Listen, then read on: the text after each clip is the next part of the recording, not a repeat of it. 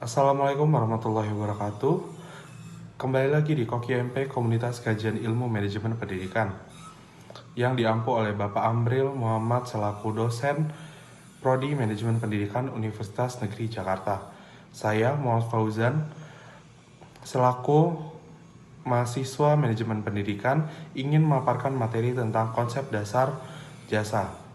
Sebelum masuk ke materi, jangan lupa untuk like, komen, dan subscribe. Pengertian jasa. Jasa adalah suatu aktivitas atau tindakan yang tidak berwujud, tidak dapat diraba tapi dapat diidentifikasi, yang direncanakan dan dilaksanakan untuk memenuhi permintaan dan kepuasan konsumen. Jasa juga merupakan suatu produk yang tidak nyata dari hasil kegiatan timbal balik antara pemberi jasa dan penerima jasa melalui suatu atau beberapa aktivitas untuk memenuhi kebutuhan pelanggan. Adapun karakteristik jasa, suatu produk berbentuk jasa memiliki karakteristik dan ciri-ciri khusus yang membedakannya dengan produk lainnya. Adapun karakteristik dan ciri-ciri jasa adalah sebagai berikut. Yang pertama, tidak memiliki wujud atau intangibility. Ciri-ciri jasa yang paling utama adalah tidak memiliki wujud. Dengan kata lain, produk berbentuk jasa sifatnya abstrak karena tidak dapat dilihat, dirasakan, atau disentuh seperti halnya pada suatu barang fisik. Yang kedua, ada tidak dapat dipisahkan atau inseparability. Pada umumnya, produk berbentuk jasa dihasilkan dan dikonsumsi pada saat yang bersamaan, dengan partisipasi konsumen pada prosesnya. Dengan kata lain, konsumen harus ada pada tempat jasa yang diminta, serta melihat atau ikut ambil bagian dari aktivitas jasa tersebut. Lalu yang ketiga, ada berubah-ubah atau variability. Jasa merupakan suatu unjuk kerja dalam bersifat heterogenitas. Selain itu, jasa sangat mudah berubah-ubah tergantung pada siapa, kapan, dan di mana suatu jasa dikerjakan. Itulah sebabnya mengapa tidak ada hasil jasa yang persis sama meskipun dilakukan oleh satu orang. Lalu yang terakhir ada mudah lenyap atau perishability. Produk jasa tidak dapat disimpan, dijual kembali, atau dikembalikan kepada produsen jasa di mana seseorang membelinya. Dengan begitu, maka jasa merupakan suatu produk yang mudah lenyap atau tidak bisa bertahan lama. Adapun beberapa jenis-jenis jasa. Yang pertama ada komunikasi. Beberapa yang termasuk dalam jenis jasa ini diantaranya yaitu telepon, telegram, komputer, dan internet. Lalu selanjutnya yaitu jasa transportasi.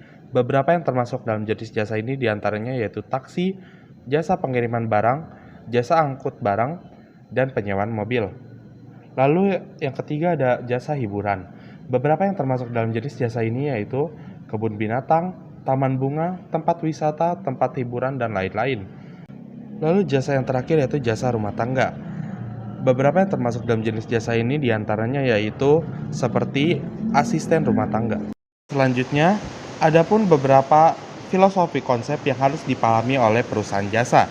Yang pertama ada production concept. Perusahaan yang menganut konsep ini mempunyai strategi pemasaran dengan menambah dan memperbanyak produk yang akan mereka pasarkan dan juga memperluas pendirian tempat bagi penjualan.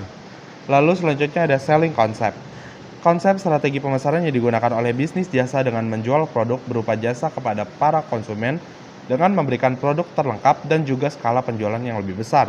Lalu yang ketiga ada marketing konsep. Bisnis jasa yang menggunakan konsep pemasaran ini mempunyai tujuan utama yaitu memberikan kepuasan pelanggan atau konsumen. Di sini perusahaan jasa cenderung lebih mengorientasikan para pelanggan mereka dengan memberikan produk-produk untuk memenuhi kebutuhan konsumen, serta memberikan kemudahan untuk memperoleh produk tersebut sehingga terciptalah kepuasan dari para pelanggan. Lalu yang terakhir ada social marketing konsep. Konsep pemasaran jasa dengan cara memuaskan konsumen maupun pelanggan, namun juga ikut mengajak para konsumen agar ikut berpartisipasi dengan strategi yang mereka gunakan untuk pemasaran jasa. Dengan begitu, keuntungan dan kepuasan bisa dirasakan oleh seluruh aspek. Dari beberapa konsep pemasaran jasa tersebut, bisa ditarik kesimpulan bahwa kualitas pelayanan yang diberikan oleh penjual kepada konsumen menjadi pemasaran yang paling tepat bagi bisnis jasa. Semoga informasi tersebut bisa bermanfaat bagi para pelaku bisnis jasa, terutama para pemula. Berikut ini merupakan sumber-sumber yang saya gunakan dalam menyelesaikan materi saya kali ini. Nah, itu dia paparan materi pada kali ini. Kurang lebihnya mohon maaf. Wassalamualaikum warahmatullahi wabarakatuh.